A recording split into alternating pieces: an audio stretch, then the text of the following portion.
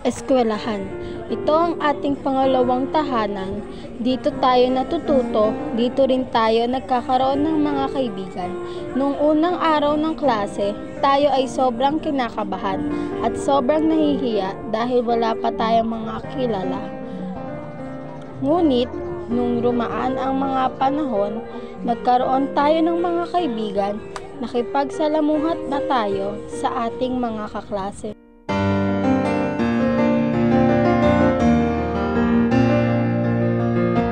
Nagkaroon na din tayo ng mga masasayang alaala at sobra akong nagiging masaya sa section ko ngayon dahil lahat kami ay nagtutulungan at nagkakabayan.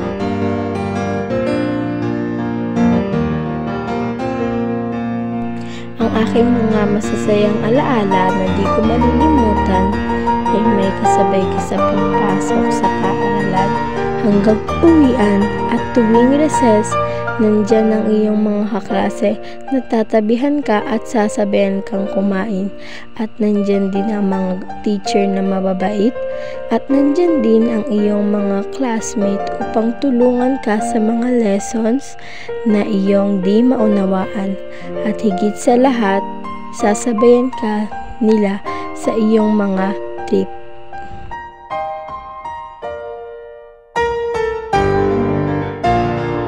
Lubos akong nagpapasalamat na sila ang aking mga naging kaklase.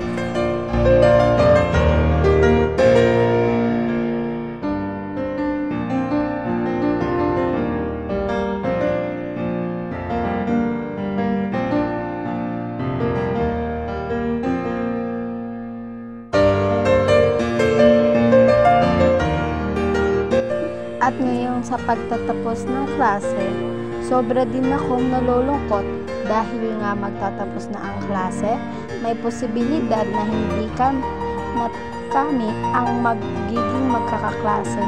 Ngunit ganun pa man, sana sa susunod na maging magkakaklase kami, ay maranasan namin ang saya na nararanasan namin ngayon.